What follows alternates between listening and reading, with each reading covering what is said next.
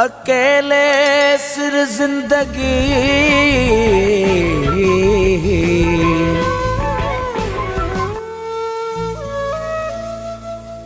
गुजारण ॾाढी दुखिया मुमताज भुटो चवे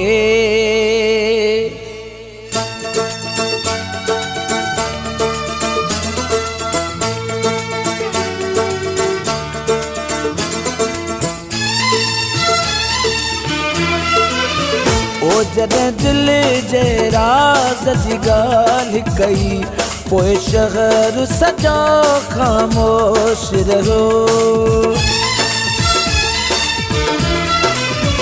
ओ जॾहिं दिल जे राज़ जी ॻाल्हि कई पोइ शहर सॼो ख़ामोश रहियो।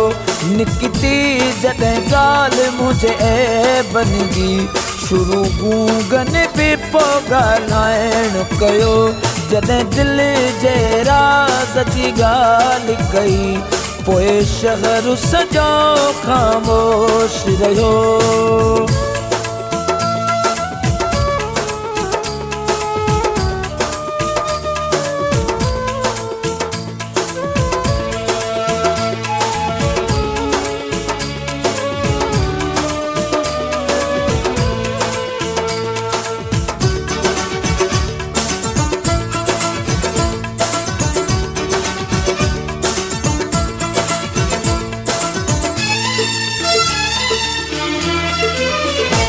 मजबूर है मुंहिंजी दिलड़ी हर कंहिंखे ॿधी बाहूं मूं चयो।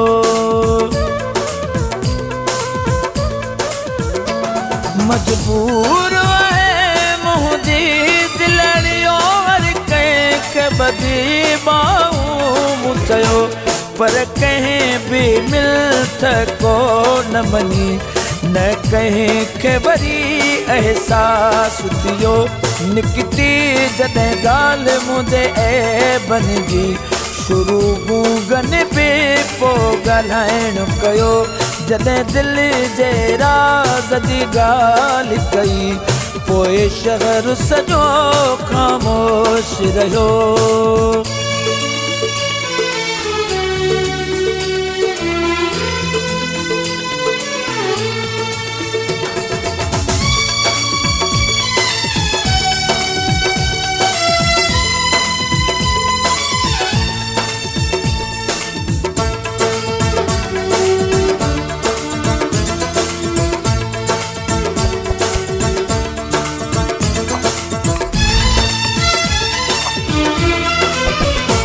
साम्हूं जो पिरीअ में आसारो पर उन खां सिवा न रही सघंदुमि।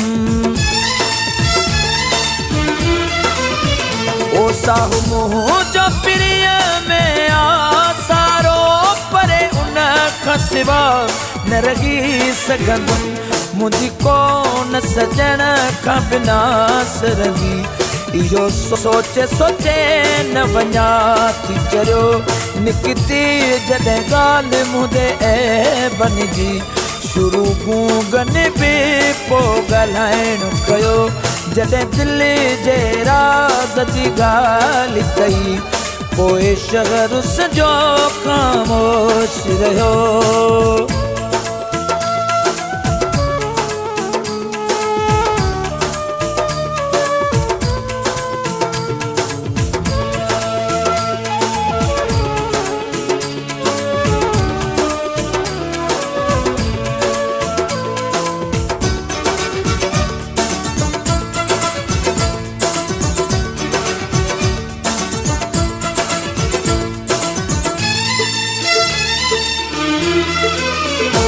मौलाई चवे ममताज भुटो कंदो दर्द मजा मादाहूं रहियुमि।